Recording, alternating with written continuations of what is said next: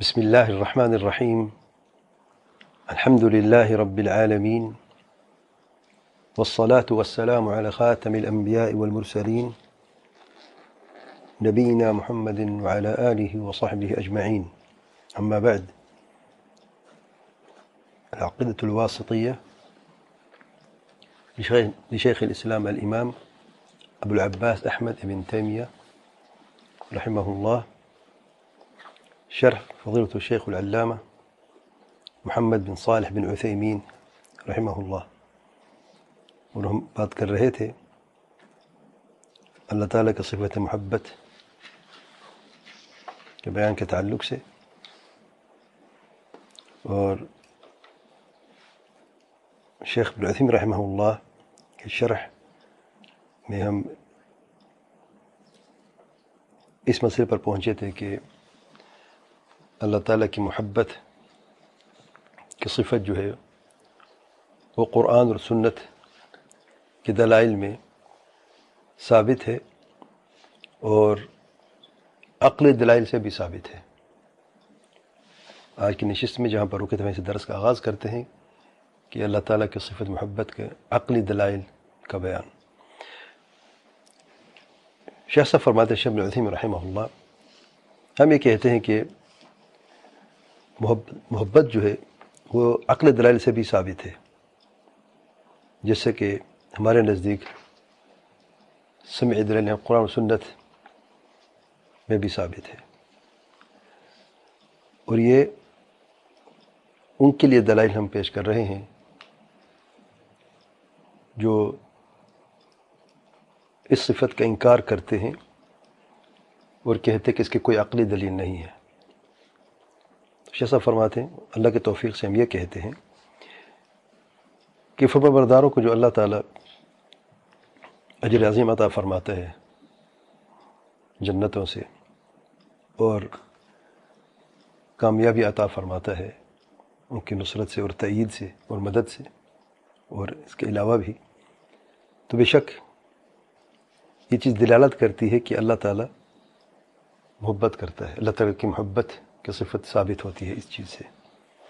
ہم اپنے آنکھوں سے مشاہدہ کرتے ہیں، اپنے کانوں سے بھی سنتے ہیں کہ جو پہلے لوگ گزر چکے ہیں، وہ بعد میں بھی ان کے آئے ہیں، اللہ تعالیٰ نے اپنے مومن بندوں میں سے جسے چاہے اس کی تائید کی ہے، نصرت کی ہے، ان کو اجر عظیم عطا فرمایا ہے. اور کیا ہے اللہ تعالیٰ کی محبت کسی اور چیز کی کیا دلیل ہو سکتی ہے؟ یعنی اللہ تعالیٰ کی محبت کی دلیل ہے ان لوگوں کے لیے جن کو اللہ تعالیٰ نے اجر عظیم عطا فرمایا ہے اور ان کی مدد بھی اور اعانت بھی فرمائی ہے. پھر شیخ صاحب فرماتے دو سوال ہیں. پہلا سوال یہ ہے کہ اللہ تعالیٰ کی محبت کیسے حاصل کی جاتی ہے، کہ کوئی انسان اللہ تعالیٰ کی محبت کیسے حاصل کر سکتا ہے. اور یہ ہر انسان کا مطلب، یعنی ہر انسان اس محبت کا طالب ہے، وہ چاہتا ہے کہ اللہ تعالیٰ اس سے محبت کرے. اور محبت جو ہے ایک فطری امر ہے، ایک فطری چیز ہے جو انسان کے پاس تو ہوتی ہے لیکن انسان کے بس میں نہیں ہوتی. اور اسی لیے یہ روایت کیا جاتا اللہ تعالیٰ کے پیارے پیغمبر صلی اللہ علیہ وسلم سے، یہ دو کی بیویوں کے بیچ میں جو عدل و انصاف کے تعلق سے اللہ تعالیٰ کے پیارے پیغمبر صلی اللہ علیہ وسلم فرماتے ہیں کہ یہ میرے قسم ہے، یعنی جو حقوق کی ادائیگی میں جو برابر کا حق ہوتا ہے بیویوں کے بیچ میں، اس چیز میں جو میرے بس میں ہے، جس کا میں مالک ہوں. هذا قسم فيما املك فلا تلمني فيما لا املك. کہ اللہ تعالیٰ میرے ملامت اس چیز مت کریں جو میرے بس میں نہیں ہے. یعنی محبت ایک فطری، ایک دلی امر ہے. آپ دیکھتے ہیں کہ بعض اولاد سب محبت یعنی پیارے ہیں، سب سے محبت ہوتی ہے، لیکن بعض میں تھوڑی سی کچھ زیادہ ہوتی ہے. اس کی کچھ وجوہات بھی ہوتی ہیں. بچہ کچھ کمزور ہوتا ہے، یا بچے میں کوئی چیز ایسی ہوتی ہے جو زیادہ دیکھ بھال کی ضرورت پڑ جاتی ہے اسے. تو ایک فطری چیز ہے کہ والدین عام طور پہ دیکھیں کہ والدین کمزور بچوں سے زیادہ یعنی کچھ لگاؤ ان کا ہوتا ہے. یہ فطری چیز ہے. وہ شاید بعض بچے بھی اس کو نوٹ کرتے ہیں، کچھ اندر سے کچھ جیلیسیز بھی ہوتی ہے، ایک نیچرل چیز ہے. اور اسی طریقے سے بعض بچے زیادہ کچھ پیارے ہوتے ہیں، وہ زیادہ آپ قریب آتے ہیں وہ زیادہ آپ سے رجوع کرتے ہیں، وہ زیادہ تو اس اعتبار کچھ بچے جو ہوتے ہیں وہ اکثر اٹھے رہتے ہیں، وہ کہ بدتمیزی سے کبھی پیش آتے ہیں. تو محبت سب کے لیے ہوتی ہے، لیکن اگر کمپیریٹیولی دیکھیں تھوڑا سا، اگر توڑنے کا کوئی مادہ ہو تو دیکھتے کہ کسی کی طرف کچھ زیادہ ہی ہوتا ہے. وہ ایک فطری چیز ہے، یعنی بچوں کو بھی سمجھنا چاہیے اس میں کہ اگر والدین کسی سے کچھ زیادہ، جبکہ والدین کو ظاہر نہیں کرنا چاہیے تاکہ بچوں میں کوئی جیلسی نہ ہو. لیکن اگر بعض کو ایسا ہو بھی جائے والدین سے تو باقی جو سمجھدار بچے ہیں ان کو اس چیز کو سمجھنا چاہیے. الغرض تو محبت ایک فطری چیز ہے، اور بعض اوقات انسان کے بس میں یہ معاملہ نہیں ہوتا محبت والا جو ہے، تو اس کو بھی مد نظر رکھنا چاہیے. تو شیخ صاحب فرماتے ہیں اللہ تعالیٰ کی محبت کیسے حاصل کی جاتی ہے. شیخ صاحب فرماتے ہیں اس کے چند اسباب ہیں محبت، اللہ تعالیٰ محبت کو حاصل کرنے کے لیے. ان میں سے سب سے پہلے انسان یہ دیکھے کہ اسے کس نے پیدا کیا ہے، کس نے اس کی بہت ساری نعمتیں دی ماں کے پیٹ کے اندر، اور اس کے خون کی جو رگیں، جو خون اس میں دوڑتا ہے زمین میں آنے سے پہلے، یعنی اس کی ولادت سے پہلے مکمل غذائیت اس کی زندگی ساری اس کے خون سے جڑی ہوئی، جو اس کے ماں کے پیٹ میں موجود ہوتے اور اسے بھی وہی خون میسر ہوتا ہے. کس نے، ایک تو یہ نعمتیں جو ہیں بہت ساری ولادت سے پہلے اور ولادت کے بعد بھی جو انسان زمین میں آتا ہے، اور اس کے بعد آپ یہ دیکھیں کہ بہت ساری مصیبتیں کون ٹالتا ہے جن کے اسباب ہمارے سامنے ہو جاتے ہیں بعض اوقات، اس کے باوجود بھی یہ مصیبتیں ٹل جاتی ہیں. شیخ صاحب فرماتے ہیں کہ اس میں کوئی شک نہیں کہ یہ چیزیں جو ہیں یا اس سبب کی وجہ سے محبت پیدا ہو جاتی ہے، محبت بڑھتی ہے. اور ایک اثر میں آیا ہے اللہ تعالیٰ سے محبت کرو ان نعمتوں سے جو اللہ تعالیٰ تم سے نوازتا ہے، یعنی ان نعمتوں کی سبب وجہ سے، جبکہ اس اثر میں ضعف پایا جاتا ہے. البانی سے اثر کو ضعیف کہتے ہیں، لیکن معنی صحیح ہے کہ اللہ تعالیٰ بہت ساری نعمتیں ہیں، اور ان نعمتوں کی وجہ سے جو ہے انسان جو ہے وہ جو اس پہ نعمت اور احسان کرتے ہیں اس سے محبت ہو ہی جاتی ہے. پیچھے سے مثال دیتے ہیں کہ شیخ صاحب فرماتے ہیں میں یہ سمجھتا ہوں اگر کوئی شخص آپ کو ایک پین بھی ہدیے میں دے دینا، ایک قلم، تو اس کی وجہ سے بھی جو ہے یعنی آپ اسے محبت کر بیٹھتے ہیں یا آپ اسے پسند کرتے ہیں. تو آپ یہ دیکھیں کہ اللہ تعالیٰ کتنی عظیم نعمتیں ہیں تمہارے اوپر، جس کے آپ یعنی ان گنت آپ اس کی احسان ہی کر سکتے، گن نہیں سکتے. پھر آپ یہ خود دیکھیں گے کتنی آپ کے دل میں اللہ تعالیٰ محبت بڑھ جاتی ہے. اور خاص طور پہ جب یہ نعمت شدید وقت میں آپ کو پہنچتی ہے، جب آپ کو شدید ضرورت ہوتی ہے، تو آپ یہ دیکھتے کہ آپ کا دل جو ہے آپ کشادہ ہو جاتا ہے، اور جس نے آپ کو یہ نعمت دی ہے اس سے محبت بھی بڑھ جاتی ہے. ان نعمتوں کے علاوہ جو ہمیشہ اور دائمی ہیں، یعنی ایک نعمت ہے وہ ہمیشہ جو دائمی ہے. بعض اوقات خاص نعمتوں سے اللہ نوازتا ہے خصوصی وقت جب انسان کو شدید ضرورت ہوتی ہے، تو ایک تو وہ محبت جو ہمیشہ سے جا رہی ہے، پھر اس محبت میں اضافہ بھی ہوتا ہے جب کوئی مصیبت آتی ہے اور اللہ تعالیٰ اس محبت کو ٹال دیتا ہے، یا خاص نعمت کے انسان محتاج ہوتا ہے اس وقت اللہ تعالیٰ اس کو اسی نعمت سے نواز دیتا ہے. پیشہ صاحب فرماتے ہیں بس آپ ان نعمتوں کو یاد رکھیں جو اللہ تعالیٰ نے تمہیں عطا فرمائی ہیں، اور یہ بھی ہمیشہ یاد رکھیں کہ اللہ تعالیٰ کا فضل اپنے بندوں پر بہت زیادہ ہے، مومن بندوں پر بہت زیادہ ہے. کہ اگر اللہ تعالیٰ آپ پر خاص انعام فرمایا ہے علم سے، تو آپ کو علم سے فضیلت بخشی ہے، یا عبادت سے اگر ہے پھر آپ کو خاص عبادت سے فضیلت بخشی ہے. اگر مال سے ہے، مال سے نوازو پھر خاص مال سے آپ کو فضیلت بخشی ہے، یا اہل اولاد سے تو اہل اولاد سے آپ کو فضیلت بخشی ہے. اور یا خاص یا نقود کھانے پینے کی اشیاء اور خاص نعمتیں جو ہیں جس سے جسم قائم ہوتے ہیں، اگر وہ ہے تو اس یعنی نعمت سے اللہ تعالیٰ خاص آپ کو فضیلت بخشی ہے. اور کوئی ایسی نعمت نہیں جس کے متحد کوئی اور نعمت نہ ہو، ساری نعمتیں جڑی ہوئی ہیں. تو وہ جب آپ یہ چیزیں دیکھتے ہیں اپنے رب کی طرف سے، تو آپ اس کا شکر بھی ادا کرتے ہیں اور اس سے محبت بھی مزید بڑھ جاتی ہے.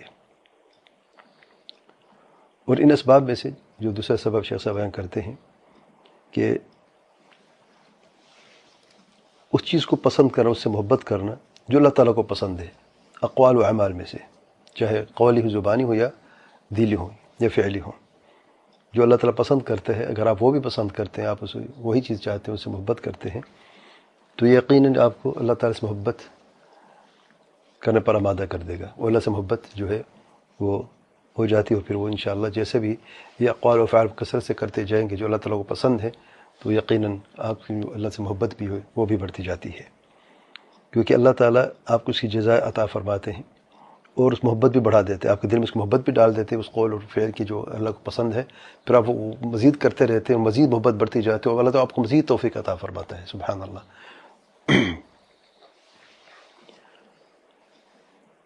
اور آپ ان سے محبت بھی کرتے ہیں جو اللہ تعالیٰ کے قریب ہیں، جو اللہ تعالیٰ سے محبت کرتے ہیں۔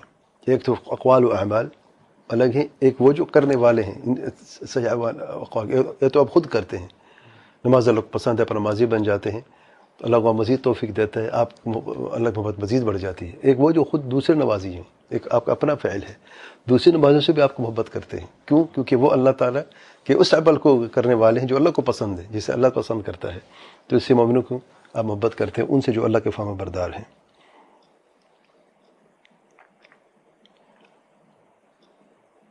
اسی طریقے سے ایسا فرماتے ہیں کہ جیسے کہ اللہ تعالیٰ کے انبیاء سے محبت کرنا، اللہ تعالیٰ کے پیار پیغمبر صلی اللہ علیہ وسلم سے محبت کرنا، ابراہیم علیہ السلام سے محبت کرنا، موسیٰ علیہ السلام سے، عیسیٰ علیہ السلام سے، اور ان کے علاوہ اور بھی جو دیگر انبیاء ہیں، صدیقین سے محبت کرنا، جیسے کہ ابوبکر صدیق ہیں، شہداء سے محبت کرنا، اور ان کے علاوہ بھی وہ جن سے اللہ تعالیٰ محبت کرتا ہے، تو یہ ایک سبب اور باعث ہے اللہ تعالیٰ محبت کو حاصل کرنے کا۔ اور اسی محبت کے اسباب میں سے شیخ صاحب فرماتے ہیں اللہ تعالیٰ کا کثرت سے ذکر کرنا، کہ کچھ یعنی دائمی ذکر میں مصنون، اس ذکر سے مراد مصنون ذکر ہے، ہمیشہ یاد رکھیں۔ جب بھی ذکر قرآن سنت کی الفاظ میں ذکر کا لفظ ہو تو ذکر سے مراد وہ ذکر جو سنت سے ثابت ہے، وہ جو اللہ تعالیٰ کے پیارے پیغمبر صلی اللہ علیہ وسلم کرتے تھے اور جس کی طرف آپ صلی اللہ علیہ وسلم ہماری رہنمائی فرمائی ہے، اسی مراد یہ ذکر۔ تو کثرت سے ذکر کرنا جو دائمی ذکر ہے، اور ذکر کے اس اعتبار سے جو بھی آپ کسی کا مشاہدہ کرتے ہیں، دیکھتے ہیں، تو آپ فوراً اللہ تعالیٰ کو یاد کر لیتے ہیں، اللہ کا ذکر ہوتا ہے، اور اس کو دلالت بنا دیتے ہیں اللہ تعالیٰ کی طرف، یہاں تک کہ آپ کا دل ہمیشہ اللہ تعالیٰ کے ساتھ لگا رہتے اور مشغول اور مصروف رہتا ہے، اور اس کے علاوہ ہر چیز سے آپ یعنی دور اختیار کر لیتے ہیں، تو اس سے بھی یقین اللہ تعالیٰ سے محبت بھی ہوتی ہے اور وہ محبت مضبوط بھی ہوتی ہے۔ تو یہ سب سے بڑے 3 قوی اسباب ہیں اللہ تعالیٰ کی محبت حاصل کرنے کے لیے۔ دوسرا سوال شیخ صاحب فرماتے ہیں کہ اس محبت کا جو ہم اللہ تعالیٰ سے کرتے ہیں، اس کے مسئلے کے آثار کیا ہیں، میری زندگی میں اس کے کیا اثر ہوتے ہیں؟ آئیے دیکھتے، بڑا پیارا جواب ہے، یعنی 7 دلائل میں دیکھیں جو بیان ہوئی اللہ تعالیٰ کی محبت میں، آپ ہر دلیل میں دیکھیں کہ ہمیں فعل عملی اور مسئلے کا ہمیں کیا فائدہ ملتا ہے، ہمارے اخلاق کے تعلق سے، ہمارے عمل کے تعلق سے، رہن سہن کے تعلق سے، اس کا کوئی فائدہ ہے کہ نہیں پریکٹیکل لائف میں؟ آئیے دیکھتے ہیں۔ سب سے پہلے جو پہلی دلیل تھی، اللہ تعالیٰ کے ارشاد ہے وَأَحْسِنُوا إِنَّ اللَّهَ يُحِبُّ الْمُحْسِنِينَ، سورۃ بقرہ آیت نمبر 195 195 میں۔ تو اس سے ہمیں کیا سبق ملتا ہے کہ ہم احسان سے کام لیں، احسان کے کرنے پر حریص رہیں، کیونکہ اللہ تعالیٰ اسے پسند کرتا ہے، اور ہر وہ چیز جو اللہ تعالیٰ پسند کرتا ہے ہمیں اس پر حریص ہونا چاہیے اور اسے بہترین طریقے سے کرنا چاہیے، کیونکہ اللہ سے پسند کرتا ہے۔ جب پتہ چلتا ہے کہ اس شخص کو اللہ تعالیٰ احسان کو پسند کرتا ہے، احسان کرنے کو پسند کرتا ہے، تو یقیناً اس کے دل چاہتا ہے کہ وہ بھی احسان کرے اور محسنین میں سے ہو جائے، تاکہ اللہ تعالیٰ اسے پسند کرے۔ اور احسان پرفیکشن ہے میرے بھائی، احسان اللہ تعالیٰ عبادت میں، اور احسان اللہ تعالیٰ کے بندوں کے ساتھ، مخلوق کے ساتھ۔ آپ یہ دیکھیں کوئی شخص اگر اس طریقے سے عمل کرنا شروع کر دے اور اللہ سے ڈرتے ہوئے اس احسان کو حاصل کرنے کے لیے، اللہ تعالیٰ محبت حاصل کرنے کے لیے عملی طریقے سے بھی بہترین طریقے سے اس عمل کو انجام دے اور محسنین میں سے ہو جائے، تو اس کے دیکھیں کہ زندگی پر کیا اثرات ہوتے ہیں، سبحان اللہ۔ اس کے بولنے کا انداز پھر دیکھیں کیسے ہوتا ہے، اس کے اٹھنے بیٹھنے کا، دوستوں کے ساتھ، دشمنوں کے ساتھ، پیاروں کے ساتھ، جسے محبت کر، جسے وہ نفرت کر، سب کے ساتھ دیکھیں آپ، عدل انصاف ہوتا ہے، اور ہر چیز میں آپ کو پرفیکشن نظر آئے گی، ہر چیز کے ساتھ احسان، دشمنوں کے ساتھ بھی بندہ احسان کرتا ہے، سبحان اللہ۔ دوسرے دلیل میں دیکھیں اللہ تعالیٰ کا ارشاد ہے وَأَقْسِطُوا إِنَّ اللَّهَ يُحِبُّ الْمُقْسِطِينَ، سورۃ حجرات آیت نمبر 9 میں۔ تو اسے ہمیں کیا سبق ملتا ہے، ہمیں کیا کرنا چاہیے تاکہ اللہ تعالیٰ محبت حاصل کر لیں؟ عدل انصاف کرنا چاہیے۔ جب ہمیں پتہ چلتا ہے کہ اللہ تعالیٰ عدل انصاف کو پسند کرتا ہے اور ظلم کو اللہ تعالیٰ ناپسند کرتا ہے، تو یقیناً عدل انصاف کرتے ہیں۔ جب عدل انصاف کرتے ہیں تو اللہ تعالیٰ مزید توفیق دیتا ہے، مزید محبت بڑھتی ہے، وہ مزید یہ عمل جو ہے عدل انصاف والا جو ہے ہماری زندگی میں عدل انصاف کرنا شروع کر دیں ہم لوگ، ہمارا تقریباً سارے مسائل ہی ختم ہو جائیں. ہمیشہ ظلم و ناانصافی میں مسائل بڑھتے ہیں نا سارے. آپ اپنے جاب میں عدل انصاف سے کام لیتے ہیں, اپنے گھر کے اندر عدل انصاف سے کام لیتے ہیں, اپنے والدین کے ساتھ, اپنے جبکہ والدین کے ساتھ احسان کا لفظ ہے, انصاف کا نہیں ہے, وہ زیادہ درجہ رکھتا ہے. غرض تو کم سے کم درجہ انصافی کا ہے, کم سے کم درجہ. میرے بھائی انصاف سے نیچے کوئی ایک ہے ظلم, نیچے سب سے 3 لائنیں بنایا اپنے ذہن میں. ایک درمیان میں ہے انصاف ہے, اوپر احسان ہے, نیچے ظلم ہے. ظلم تو کوئی گنجائش ہی نہیں ہے نا. دشمنوں کے ساتھ بھی آپ ظلم نہیں کر سکتے, یاد رکھیں, دشمنوں کے ساتھ بھی, کافروں کے ساتھ بھی آپ ظلم نہیں کر سکتے. اب کافر سے بدتر کون ہے؟ ظلم کی کوئی گنجائش نہیں ہے. اس کے اوپر کون سا درجہ ہے؟ انصاف. یہ مطلب شرعی ہے, یہ فرض ہے انصاف, کہ آپ انصاف کرنا ہے, کیونکہ انصاف نہیں تو پھر ظلم ہے جو حرام ہے. اس کے اوپر درجہ کون سا؟ سب سے بلند درجہ احسان کا ہے. سبحان اللہ. تیسری آیت میں اللہ تعالیٰ کا ارشاد ہے, ان اللہ یحب المتقین, سورۃ التوبہ آیت نمبر 7 میں. کیا پیغام ملا ہے جب میں پڑھتا ہوں ان اللہ یحب المتقین؟ میرے دل میں کیا چیز آنی چاہیے؟ جب اللہ تعالیٰ تقوی کو پسند کرے, متقین کو پسند کرے, تو مجھے کیا کرنا چاہیے؟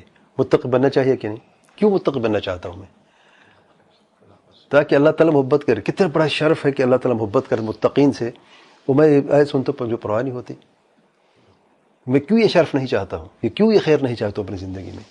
یعنی ہم دیکھیں کیسے میں کیسا مسلمان ہوں جب مجھے پرواہ نہیں ہوتی, پڑھتا ہوں لیکن متقین پتہ نہیں ہوتے کون ہے. متقی ہوتا کیا ہے؟ یہ تو پتہ ہے کہ اللہ پسند کرتا ہے. اتنی غفلت کا عالم ہے کہ متقی ہوتا مجھے پتہ ہی نہیں. اللہ کسی کو پسند کر بھی پتہ ہے وہ چیز ہوتی کیا ہے. وہ کبھی سوچیں مجھے بھی ہونا چاہیے کہ نہیں. دیکھیں اللہ سے محبت پچھلے درس میں گزر چکا ہے. اللہ سے محبت کرنا کا دعویٰ ہم سب کرتے ہیں, ہر مسلمان کرتا ہے, بلکہ ہر دیندار شخص کرتا ہے, کوئی بھی ہو. یہودی بھی کہتے ہیں, نصرانی بھی سب کہتے ہیں. لیکن سچی محبت کون کرتا ہے؟ اور اس سے بڑھ کر کہ اللہ تعالیٰ کس سے محبت کرتا ہے. اصل بات یہ ہے. اب اللہ تعالیٰ متقین سے محبت کرتا ہے, تو میرے دل میں سب سے پہلی بات کیا آنی چاہیے؟ یہ تقویٰ ہوتا کیا ہے, تاکہ میں اس پہ عمل کروں, میں متقی میں سے ہو جاؤں, تاکہ اللہ تعالیٰ مجھ سے پیار کرے, محبت کرے. کتنی بڑی بات ہے. تقویٰ ایک اور ڈھال کو کہتے ہیں عام لفظوں میں, جو آپ کو اللہ تعالیٰ کے پکڑ عذاب سے بچائے رکھے. جو اللہ تعالیٰ کی پکڑ سے کیسے بچے گا؟ 2 طریقوں سے, اتباع الاوامر واجتناب النواہی. جس چیز اللہ نے حکم دیا ہے اس کی تعمیل کرنی ہے. جس چیز سے منع کیا اسے رک جانا ہے. مشکل ہے کیا؟ اللہ نے حکم دیا ہے وَاعْبُدُوا اللَّهَ وَلَا تُشْرِكُوا بِهِ شَيْئًا, ایک اللہ کی عبادت کرو, میرے ساتھ کسی کو شرک نہ ٹھہراؤ. توحید کا حکم دیا ہے اور شرک سے منع کیا ہے. مجھے پتہ ہے توحید کیا ہے, شرک کیا ہے. میں ایک کیسا سچا موحد بن سکتا ہوں اور شرک سے کیسے بچ سکتا ہوں, جب مجھے یہ بھی نہیں پتا کہ تعویذ لٹکانا شرک ہے, گلے میں تعویذ ہے اور زبان پہ اللہ سے محبت کرتا ہوں, یہ اللہ تعالیٰ مجھے پسند کرتا ہے. سبحان اللہ. تو یہ جاننا چاہیے متقی ہوتا کیا ہے, تاکہ اللہ تعالیٰ کی محبت حاصل ہو جائے. اپنے اور اپنے رب کے بیچ میں معاملات درست کر لیں, سیدھا کر لیں, آپ کے سارے مصیبتیں ٹل جائیں. مطلب یہ ایک مصیبت نہیں کہ کبھی آئیں گی نہیں, مصیبت تو دنیا کا حصہ ہے, کوئی بچ نہیں سکتا. لیکن اس سے پہلے کہ آپ متقی پرہیزگار ہیں, اس وقت کیا حالت تھی, اور تقویٰ حاصل کرنے کے بعد کیا حالت ہوتی ہے.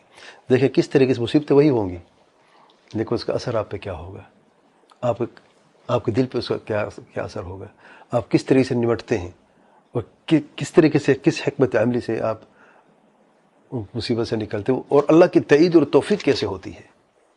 سبحان اللہ. لوگ کیا کہتے ہیں, بعض شیخ صاحب فرماتے ہیں, بعض لوگ کہتے ہیں کہ لوگوں کی طرف دیکھتے ہیں, اگر کوئی برائی سے رکتے ہیں تو لوگوں کے ڈر سے برائی سے رکتے ہیں, اللہ سے ڈرتے نہیں ہیں.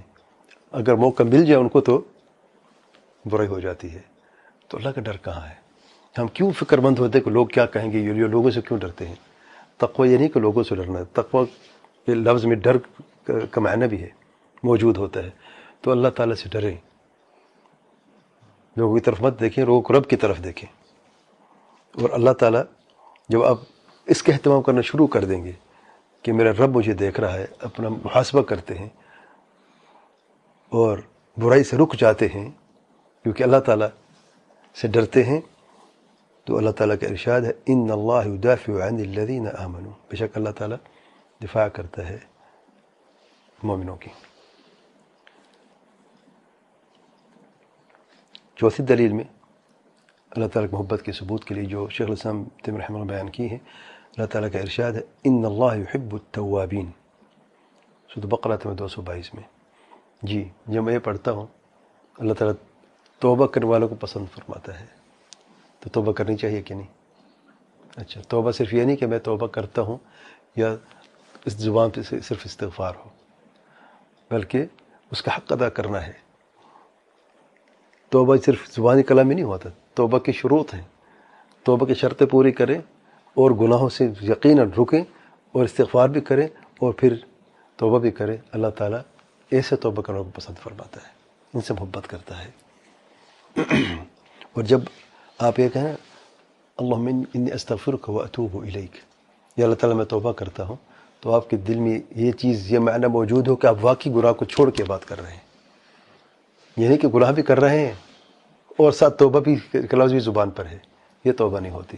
اور اللہ تعالیٰ ایسے لوگوں کو پسند بھی نہیں کرتا، بلکہ اپنے دل سے بھی رجوع کرنا ہے، اپنی زبان سے بھی رجوع کرنا ہے، اپنے عمل سے بھی رجوع کرنا ہے، اصل بات یہ ہے۔ پھر اسی آیت میں وَيُحِبُّ الْمُتَطَهِّرِينَ، بڑی پیاری بات سن لیں ذرا۔ جب دیکھیں طہارت ہم سب کرتے ہیں، وضو بھی کرتے ہیں، غسل جنابت بھی کرتے ہیں اور تیمم بھی کرتے ہیں، استنجا بھی کرتے ہیں، سب کیا ہے؟ طہارت ہے، جسم کی طہارت۔ ہمیں یہ سوچنا چاہیے، دل میں ہمیں یہ چیز کو بٹھا دینا چاہیے، جب میں وضو کر رہا ہوں میں اس لیے کر رہا ہوں تاکہ میں وضو کروں اللہ تعالیٰ مجھے پسند کرے۔ میں استنجا کر رہا ہوں اس لیے کر رہا ہوں تو جسم کی صفائی ہے نا، کیونکہ اللہ تعالیٰ پسند کرتا ہے پاک رہنے والوں کو۔ یحب المتطہرین، جو جسم کی پاکیزگی کا خاص خیال رکھتے ہیں۔ غسل کر رہے ہیں، دل میں کیا ہے؟ ایک تو ٹھیک جنابت کا ازالت ہے، اتباع سنت بھی ہے، لیکن دل میں یہ فکر، یہ سوچ، یہ نیت اور یہ چیز کہاں ہے کہ اللہ تعالیٰ مجھے پسند کرتا ہے جب میں یہ عمل کرتا ہوں۔ سبحان اللہ۔ تو یہ استحضار النیہ، اب نیت کو اس طریقے سے حاضر کریں اور اپنی نیت میں یہ چیز ہو، جب یہ میں عمل کر رہا ہوں اس لیے کر رہا ہوں، اللہ تعالیٰ اسے پسند کرتا ہے۔ جب قرآن مجید میں کوئی جملہ آپ کے سامنے جو اللہ تعالیٰ پسند کرتا ہے، کوئی قول یا کوئی عمل یا کوئی چیز، آپ اس پہ چیز پہ عمل کرتے ہیں تو آپ کے دل میں یہ بات ہونی چاہیے کہ ہم دیکھیں، مسئلہ ہمارا یہ ہے کہ ہم عبادت بھی عادت کے طور پہ کرتے ہیں۔ جو کہتے ہیں اسی نماز کی عادت پڑ جائے، اس کے نماز کا عادی بنا، نہیں میرے بھائی، نماز کے عادی نہ بنائے، سمجھائے کہ نماز عبادت ہے اور عبادت کر کے عبادت کرے تاکہ عبادت کا حق ادا ہو۔ اسے دیکھیں نماز بھی پڑھتے ہیں نمازی، کئی ایسے مسلمان ہیں وہ برائی بھی کرتے ہیں، جبکہ نماز برائی سے روکتی ہے کہ نہیں؟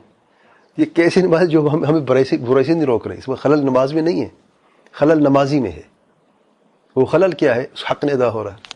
حق کیسے ادا ہوگا؟ جب یقیناً خلوص نیت کے ساتھ عبادت کا حق ادا ہم کریں گے، اخلاص اللہ کے لیے، اتباع اللہ تعالیٰ کے پیارے پیغمبر صلی اللہ علیہ وسلم کے لیے، اور اس نیت کے ساتھ کہ اللہ تعالیٰ نے اس نماز کو فرض قرار دیا ہے، میرے اوپر فرض ہے، میں بوجھ نہیں اتار رہا فرضیت کا، میں اس فرض پہ اپنے دل سے، پیار سے، محبت سے، اخلاص سے، ایمان سے، یقین کے ساتھ ہی عمل کر رہا ہوں۔ فرق ہے نا؟ کچھ لوگ نماز پڑھتے ہیں بڑے مشکل سے، فرض ہے، وضو یہ سستی کاہلی، مشکل سے آخر صف پہ پہنچتے ہیں، آخر رکعت میں پہنچتے ہیں، ایک یہ بھی نمازی ہے۔ دوسرا وہ بھی ہے کہ اذان سے پہلے تیار ہوتا ہے 5 نمازوں کے لیے، اسے پرواہ نہیں اس کی نیند پوری ہوئی نہیں ہوئی، اسے پرواہ نہیں اس کا کام ہے، اس کی پرواہ نہیں اس کا کوئی خاص اپوائنٹمنٹ ہے، وہ اپنے سارا اسکیجول جو ہے وہ نماز کے وقت کے مطابق بناتا ہے، اس کی سونے کا ٹائم، اس کے اٹھنے کا ٹائم۔ ہاں کوئی مجبوری آ گئی تو الگ بات ہے، ایکسیپشنل کیسز ہوتے ہیں، استثناءات ہوتے ہیں، بیمار پڑ گیا ہے، کوئی خاص میٹنگ آ گئی ہے، کوئی خاص کام پڑ گیا ہے، کوئی خاص اپوائنٹمنٹ ہے ہاسپٹل میں کسی چیز کی، وہ الگ چیزیں ہیں۔ روزمرہ زندگی میں اس کی ٹائمنگ جو ہے نماز کے مطابق ہے۔ 5 نماز کیوں ہیں؟ اللہ تعالیٰ چاہتا تو ایک ہی نماز ہوتی ہے ایک وقت میں۔ ذرا غور کریں، 5 نمازیں مختلف اوقات میں آپ کا 24 گھنٹے کے اندر ہیں، یعنی فجر کی پڑھی نماز کافی ہے، بس سارا دن آپ فری ہیں؟ نہیں، آپ رب سے جڑے ہوئے پورا دن 24 گھنٹے۔ آپ کو ٹائم سب سے بڑا ملتا ہے وہ عشق سے لے کے فجر تک کا ٹائم ملتا ہے، اس میں بھی تہجد آپ پڑھیں تو آپ کے لیے سب سے اچھی نماز ہوگی وہ۔ تب بھی آپ نے اٹھ کے پڑھنا ہے اللہ تعالیٰ کے لیے. وہ آپ کا جو نوافل میں سب سے پسندیدہ اللہ تعالیٰ کو صلاۃ اللیل ہے، تاکہ اللہ تعالیٰ کو اس کے لیے خاص اجر عطا فرمائے. تو 24 گھنٹے رب سے جڑے ہوئے ہیں نا. کتنی انعام اور احسان ہے. صرف نماز کو دیکھ لیں آپ، کتنے بڑے احسان ہے اللہ تعالیٰ کا ہمارے اوپر. اور ہم کہاں پہ ہیں؟ اللہ تعالیٰ اپنے ساتھ جوڑنا چاہتا ہے، اللہ تعالیٰ ہم سے محبت کرنا چاہتا ہے، اللہ تعالیٰ نمازیوں کو پسند کرتا ہے، اللہ تعالیٰ متقیوں کو پسند کرتا ہے. ہم کہاں ہیں؟ سبحان اللہ. لمحہ فکری میرے بھائیو ہم سب کے لیے. اللہ تعالیٰ ہم سب پر رحم فرمائے. اچھا، تو ہمیں کیا کرنا چاہیے؟ جب بھی طہارت کرے، کسی قسم کی طہارت بھی، اگر تیمم تب بھی کرنا ہے. میں اس لیے کروں کہ اللہ تعالیٰ ان اللہ يحب التوابین ويحب المتطہرین، کو اللہ تعالیٰ پسند کرتا ہے. اور یقین دل میں یہ بات آتی ہے جب میں اس عبادت کا حق ادا کر رہا ہوں تو اللہ تعالیٰ مجھے پسند کرتا ہے. امید ہے، باقی اللہ کی مرضی ہے. قبولیت ہمارے بس میں نہیں ہے، کوشش ہم کر سکتے ہیں. اور جب اللہ تعالیٰ کو پسند کوئی عمل آ جاتا ہے تو اس کو دو فائدے ہوتے ہیں. ایک اجر و ثواب جو اللہ تعالیٰ کی طرف سے ہوتا ہے، جو اللہ کو پتہ ہوتا ہے کتنا ہوتا ہے، کیونکہ ایک نیکی کا بدلہ ایک نہیں ہوتا، کم سے کم 10 ہے. زیادہ کتنا اللہ بہتر جانتا ہے. ٹھیک ہے نا. اور دوسرا فائدہ کیا ہے؟ اللہ تعالیٰ مزید توفیق عطا فرماتا ہے. سبحان اللہ. اگلی دلیل میں، 5ویں دلیل میں اللہ تعالیٰ کا ارشاد ہے، قل ان کنتم تحبون اللہ فاتبعونی یحببکم اللہ ویغفر لکم ذنوبکم، الی آخر سورۃ آل عمران آیت نمبر 31 میں. کیا پیغام ہے ہمارے لیے؟ اتباع رسول کریں گے اللہ تعالیٰ محبت کرے گا. اگر ہم چاہتے ہیں کہ اللہ تعالیٰ ہم سے محبت کرے، اللہ تعالیٰ ہمیں پسند کرے، اتباع رسول کا حق ادا کر لیں. آپ بدعت کی کوئی گنجائش نہیں ہے. بدعت کا ٹھکانہ کیا ہے؟ جہنم ہے. کل بدعت فی النار. بدعت وہ عمل ہے جو اللہ تعالیٰ ناپسند کرتا ہے، مردود ہے. فہو رد، جیسے آپ صلی اللہ علیہ وسلم نے فرمایا ہے. عجب بات ہے، بدعت بھی کرتا ہے. وہ کہتا ہے کہ میں اللہ کے نزدیکی حاصل کر رہا ہوں. اللہ تعالیٰ سے دوری ہے، نزدیکی نہیں ہے. اللہ تعالیٰ کے نزدیک وہ ہوتا ہے جو اتباع رسول صلی اللہ علیہ وسلم کرتا ہے، اس کا حق ادا کرتا ہے. اللہ تعالیٰ اسے پسند بھی کرتا ہے، اسے اپنے مزید نزدیک بھی کرتا ہے، اور اس کے اتباع سنت پر کی مزید توفیق بھی دیتا ہے، اور سنت پر عمل کرنے کی مزید توفیق دیتا ہے. کر کے دیکھیں. آج بدعت سے توبہ کر کے دیکھیں سچے دل سے. چھوڑ دے بدعت جو وہ کرتا ہے. ابھی ربیع الاول شروع ہو گیا، اور جشن میلاد النبی کی آہستہ آہستہ پروگرامات جو ہے وہ شروع ہو گئے ہر طرف. بدعت ہے. جشن میلاد النبی بدعت ہے. اللہ تعالیٰ کو پسند نہیں، نہ ہی اللہ تعالیٰ کے پیارے پیغمبر صلی اللہ علیہ وسلم کو پسند ہے. اگر پسند ہوتا ہے یہ عمل تو کم سے کم ایک مرتبہ تو کرتے اللہ تعالیٰ کے پیارے پیغمبر صلی اللہ علیہ وسلم. اللہ تعالیٰ کے پیارے پیغمبر صلی اللہ علیہ وسلم کے صحابی ایک مرتبہ تو کر زندگی میں. کسی صحابی نے کبھی کیا ہے؟ سبحان اللہ. ہزاروں کی تعداد میں صحابی نے ایک دفعہ بھی کسی نے نہیں کیا. کیا وہ آپ صلی اللہ علیہ وسلم سے محبت نہیں کرتے تھے؟ کیا وہ اللہ تعالیٰ کی محبت نہیں چاہتے تھے کہ اللہ تعالیٰ ان سے محبت کرے؟ کیا وہ اللہ تعالیٰ کے قرب نزدیک نہیں چاہتے تھے؟ جنہوں نے اپنی جان ہتھیلی پر رکھ کے قربان کیے ہیں اللہ تعالیٰ کے راستے میں، جہاد فی سبیل اللہ میں، اپنے رب کو راضی کرنے کے لیے، وہ اتنے بڑے عمل کو چھوڑ کے گئے. سبحان اللہ. دو چیزیں، یا تو یہ عمل جانتے تھے اور خود جان بوجھ کو چھوڑا، اللہ کے نزدیک چاہتے نہیں تھے وہ، یا یہ عمل سنت سے ثابت ہی نہیں ہے، اس کا دین سے کوئی تعلق ہی نہیں ہے، سنت سے کوئی تعلق ہی نہیں ہے، بدعت ہے اس لیے چھوڑ کے گئے ہیں. فیصلہ آپ نے کرنا ہے. دونوں میں سے ایک تو لازمی کی بات ہے نا. پہلی بات تو ناممکن ہے، شرعاً و عقلاً ناممکن ہے کہ جن لوگوں نے اپنی جان ہتھیلی پر رکھ کے اپنی جان قربان کی ہے اس دین کی سربلندی کے لیے، اپنے رب کی رضا کے لیے، اللہ تعالیٰ سے پیار پیغمبر صلی اللہ علیہ وسلم، اللہ تعالیٰ کے پیار پیغمبر سے محبت کرنے کا انہوں نے عملی ثبوت دیا ہے، اپنی جان بھی قربان کر دی ہے اس دین کے لیے، اللہ تعالیٰ کے حکم پہ عمل کرتے ہوئے. اور جب بات ہے جشن میلاد النبی کی یا آپ صلی اللہ علیہ وسلم کی ولادت پر خوشی منانے کی، ایک دفعہ بھی ان کو توفیق نہیں ہوئی کرنے کی. چلو صحابہ چلے گئے، تابعین آ گئے، اتباع التابعین آ گئے، چاروں امام آ گئے، کہتے ہیں ہم حنفی ہیں، دکھائیں امام ابو حنیفہ ایک مرتبہ جشن منایا ہے، یہ اس کی اجازت دی ہے، ان میں سے کسی امام نے اجازت دی ہے، یہ کہہ دیا کہ یہ عمل ٹھیک ہے کریں، ان کو بھی توفیق نہیں ہوئی۔ پہلے 3 صدیوں میں جو بہترین صدیاں ہیں، اللہ تعالیٰ کے پیارے پیغمبر صلی اللہ علیہ وسلم فرماتے ہیں خیر الناس قرنی، سب سے بہترین لوگ میرے زمانے کے ہیں، پھر اس کے بعد میں آنے والے زمانے، پھر اس کے بعد میں آنے والے زمانے کے ہیں۔ 3 بہترین زمانے، صحابہ کا زمانہ، تابعین تبع تابعین کا زمانہ۔ ایک مرتبہ بھی کسی نے جشن نہیں منایا، جشن ولادت اللہ تعالیٰ کے پیارے پیغمبر صلی اللہ علیہ وسلم کا، ایک دفعہ بھی کہیں سے بھی ثابت نہیں ہے۔ کیا یہ سب اللہ تعالیٰ سے محبت نہیں کرتے تھے؟ کیا یہ سب آپ صلی اللہ علیہ وسلم سے محبت نہیں کرتے تھے؟ کیا ان کو اللہ نے ایک دفعہ کسی ایک کو بھی اللہ نے توفیق نہیں دی؟ بہترین زمانے میں اللہ نے کسی ایک کو بھی توفیق نہیں دی۔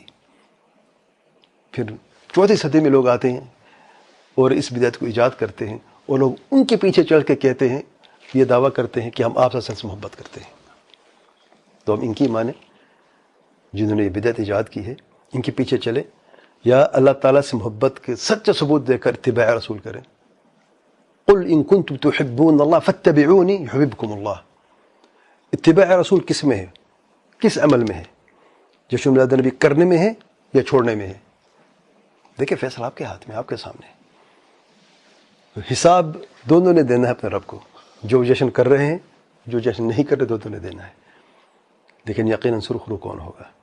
وہ جو اتباع سنت کر رہا ہے، یا وہ جو اتباع سنت کو چھوڑ کر اس کو محض دعویٰ کر کے بدعت کر رہا ہے؟ سبحان اللہ۔ واپس آتے ہیں۔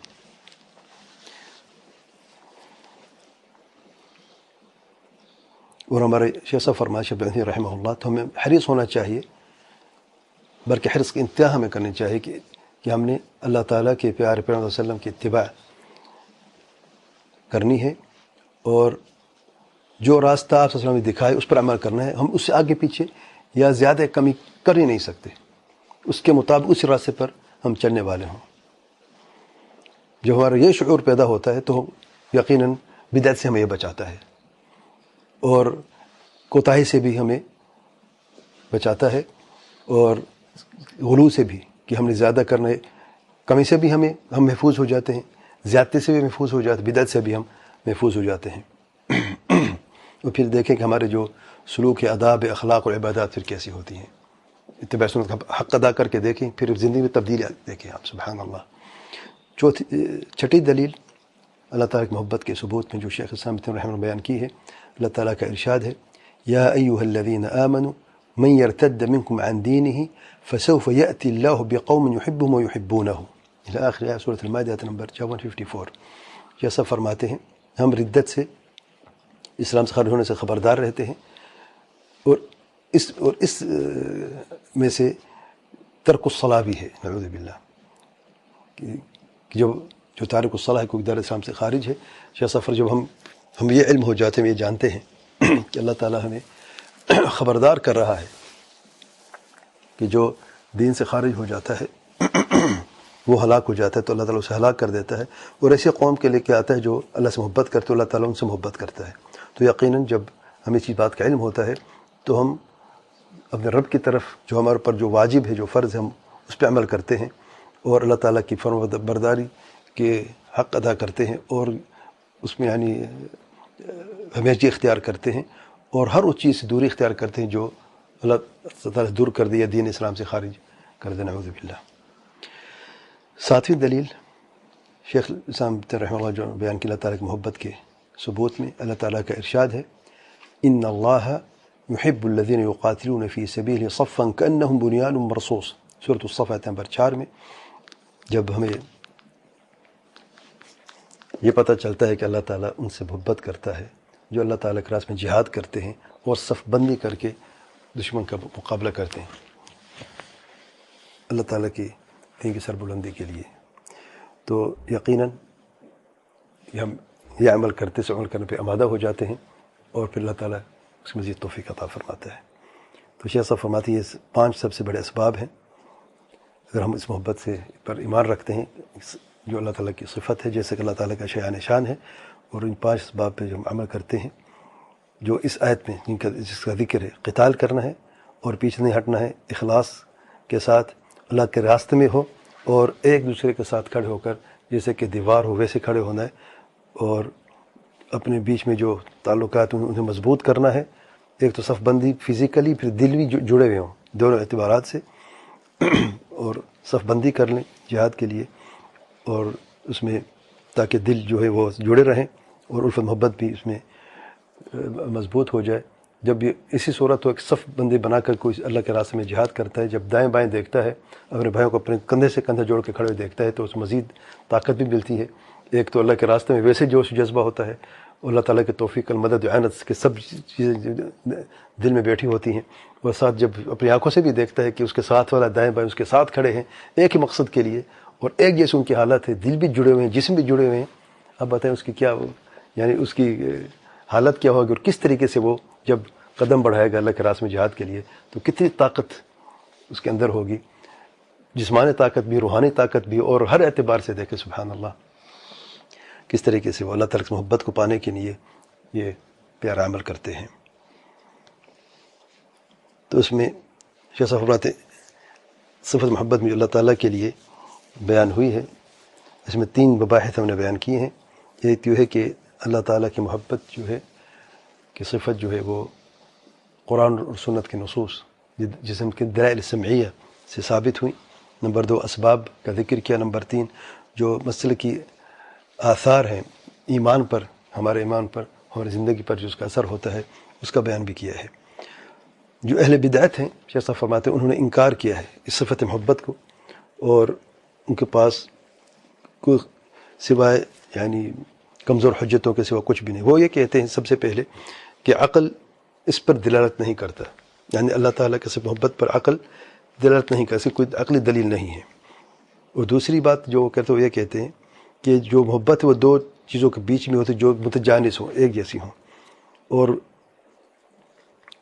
رب اور بندے کے بیچ میں یہ محبت کبھی ہو نہیں سکتی. مخلوق کے بیچ میں ہو سکتی ہے لیکن خالق مخلوق کے بیچ میں محبت نہیں ہو سکتی. یعنی اللہ تعالیٰ مخلوق سے محبت نہیں کرتا، صرف محبت اللہ تعالیٰ کے ثابت نہیں ہے، کیونکہ ان کے نزدیک تجانس برابر ہونا لازمی ہے کہ ایک ہی جنس ہو دونوں کی، نعوذ باللہ، تاکہ محبت ہو سکے. شیخ صاحب فرماتے پہلے سوال کا جواب جو ہے وہ یہ کہ تم لوگ یہ کہتے ہو کہ عقلی کوئی دلیل نہیں ہے اللہ تعالیٰ کی صفت محبت کی، اور اس کے 2 جواب ہیں. اس غلط فہمی شبہ کی ازالے کے لیے 2 جواب ہیں. پہلا ہے بالتسلیم کہ ہم چلو آپ کی بات مان لیتے ہیں کہ عقلی دلیل نہیں ہے، اور دوسرے بالنفی ہم نہیں مانتے کہ عقلی دلیل نہیں ہے، حقیقت موجود ہے جو تمہیں نظر نہیں آتی. تو پہلا جواب ہے چلو اگر تسلیم بھی کر لیتے ہیں کہ عقلی کوئی دلیل نہیں ہے، لیکن جو قرآن سنت کی دلائل ہیں وہ تو موجود ہے نا، اور یہ خود الگ سے دلیل ہے جو قرآن سنت میں ہے. اور اللہ تعالیٰ کا ارشاد ہے وَنَزَّلْنَا عَلَيْكَ الْكِتَابَ تِبْيَانًا لِكُلِّ شَيْءٍ، بے شک میرے پیار پر مثلا ہم نے آپ پر کتاب یعنی قرآن میں نازل کیا ہے ہر چیز کو بیان کرنے کے لیے. سورۃ النحل آیت نمبر 89 میں جب قرآن ہر چیز کی بیان کرنے کے لیے نازل ہوا ہے تو یہ الگ سے دلیل ہے. اور خاص دلیل کے انتفاع ہونا کہ اگر خاص دلیل کا نہ ہونا جو ہے، اور اس سے لازمی کہ مدلول بھی منتفی ہو اور مدلول بھی موجود نہ ہو، کیونکہ اس مدلول جس کی طرف دلالت کی جا رہی اس کے لیے اور بھی دلائل موجود ہوتے ہیں، چاہے محسوس ہوں یا معنوی دلائل ہوں.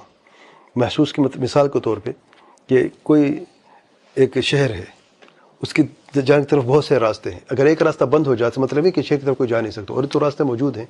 یعنی اگر ایک چیز کی کوئی ایک دلیل نہ ہو تو دوسری دلائل موجود ہو، کہ ایک دلیل کی نفی ہونے سے باقی دلائل تو موجود ہوتے ہیں نا.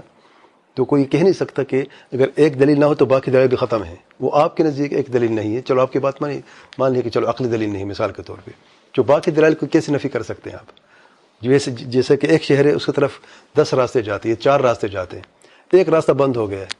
کوئی کہہ سکتا ہے کہ شہر تک ہم پہنچ نہیں سکتے کبھی کیونکہ راستہ بند ہو گیا، یا یہ کہے کہ بھئی اور راستے ہیں ان راستوں سے آپ پہنچ سکتے ہیں. جو کہ کہتے ہیں نہیں ایک ہی راستہ صرف، مطلب کیا اس کے عقل میں خلل ہے کہ نہیں؟ تو جو عقل دے رہا خود ان کے عقل میں خلل ہے اگر ان کی بات مان بھی لی جائے. دوسری بات یہ شیخ صاحب فرماتے ہیں معنوی دلیل دیکھنے کہ ایک ہی حکم کے بعض اوقات ایک ہی مسئلے بہت سارے دلائل ہوتے ہیں، جیسا کہ طہارت کے لیے، نماز کے طہارت کے لیے. اب طہارت کے لیے کتنے دلائل ہیں؟ اگر کوئی شخص آ کے کہے کہ یہ دلیل ثابت نہیں ہے، یہ حدیث ضعیف ہے، وضو کے تعلق سے کوئی دلیل لے کے ہیں، مطلب وضو کوئی اور دلائل نہیں ہے کوئی، تیمم کی جو ہے ایک دلیل نہیں ہے، کسی کتاب میں آئے گا کہ حدیث کتاب میں یا اس کی سند ضعیف ہے یا ضعیف ہے، مطلب تیمم کسی اور سے دلیل سے ثابت نہیں ہے کیا؟ تو ایک دلیل کے نفی ہونے سے باقی دلائل موجود ہیں، سب کی نفی نہیں ہوتی. یہ عقل دلیل ہے کہ نہیں؟ تو عقل کی دلیل عقل سے ہے. اگر ان کی بات مان بھی لیجیے کہ عقل کوئی دلیل نہیں ہے، تو عقل سے دلیل دی ہے کہ تمہاری عقل جس طریقے سے سوچتی ہے اس کے مطابق بھی دوسری دلائل موجود ہیں جس سے یہ ثابت ہوتا ہے کہ اللہ تعالیٰ سے محبت جو ہے وہ ثابت ہے. دوسری کے جواب کہ آپ کہتے ہیں کہ عقلی دلیل نہیں ہے، غلط ہے. عقلی دلیل کیسے ممکن، کیسے آپ کہتے ہیں کہ عقلی دلیل نہیں ہے؟ ہم اس دعوے کو باطل قرار دیتے ہیں اور یہ کہتے ہیں بلکہ عقل نے ثابت کیا ہے کہ اللہ تعالیٰ محبت کرتا ہے اور خالق مخلوق کے بیچ میں بھی محبت ہو سکتی ہے، جیسے پہلے بھی دلائل میں یہ صفرات گزر چکا ہے. تمہارا یہ کہنا کہ محبت سے دو متجانس چیزوں میں ہوتی ہے، تو اس شبہ کو ازالے کے یہی کہنا کافی ہے کہ تمہارے دعویٰ ہم قبول نہیں کرتے، کیونکہ محبت کو رد کرنے کی جو منع کیا ہے کہ اصل بات یہ ہے کہ عدم الثبوت، وہ ثابت نہیں تمہارے دعویٰ. تو ہم یہ کہتے ہیں کہ تمہارا دعویٰ جو ہے کہ دونوں متجانس چیزوں میں ہونے چاہیے، ممنوع ہے اصل میں. بلکہ محبت جو ہے متجانس چیزوں میں بھی ہوتی ہے اور متجانس چیزوں میں بھی ہوتی ہے. محبت جو ہے صرف یعنی کہ انسان سے کرتا ہے، کسی چیز سے اور سے نہیں کر سکتا. یہ صفرات چھوٹی سی مثال ہے. گھڑی آپ استعمال کرتے ہیں، پرانی گھڑی ہے، آپ اسے استعمال کرتے ہیں. اب گھڑی انسان تو نہیں ہے، انسان کی متجانس تو نہیں ہے انسان کے ساتھ. کیا انسان گھڑی سے محبت پیار کرتا ہے؟ ذرا مثال دیکھیں، دو گھڑیاں ہیں. ایک گھڑی ہے پرانی گھڑی ہے، کبھی خراب نہیں ہوئی ہے، کبھی ڈسٹرب نہیں کیا آپ کو، آپ اس کو پسند کرتے، آپ وہ ہمیشہ اس کو اپنے ہاتھ میں رکھتے ہیں. دوسری گھڑی بار بار خراب ہوتی ہے، الارم لگاتے خراب ہو جاتی ہے. تو ایک کو آپ پسند کر دوسرے کو اپنا پسند کرتے ہیں کہ نہیں؟ آپ گھڑی کو پسند کر سکتے ہیں جو متجانس بھی نہیں ہے، تو پھر آپ کہتے ہیں اللہ کو پسند نہیں کر سکتے، اللہ پسند نہیں کر سکتے، اللہ محبت نہیں کر سکتے، اللہ سے محبت نہیں کی جا سکتی کیونکہ وہ متجانس نہیں ہے. سبحان اللہ، تو یہ کیسے ممکن ہے؟ تو ایک چھوٹی سی مثال ہے یہ. ورنہ اس میں دیکھیں کہ انسان متجانس چیز سے محبت بھی کرتا ہے، اس کے علاوہ بھی انسان جو ہے محبت کرتا ہے، اور یہ محبت ممکن ہے.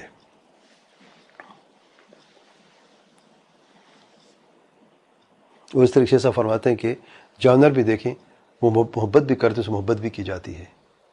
اور سے پھر کئی مثالیں ہیں. فنحن وللہ الحمد نثبت لله المحبة بينه وبين عباده. یہ آخر جملہ ہے شمع الحمی رحمہ اللہ کا، اور صفت میں اتنا کافی ہے. الحمدللہ کافی دلائل اس میں بیان کی ہیں الحمدللہ. ایک دفعہ اگر آپ ریوائز کر لیں تو انشاءاللہ مزید آسانی ہو جائے گی، اور سمجھنے میں بھی آپ مضبوطی حاصل ہوگی، اور یاد کرنے میں بھی انشاءاللہ مضبوطی ہوگی. واللہ اعلم. سبحانک اللہم وبحمدک، اشہد ان لا الہ الا انت، استغفرک واتوب الیک.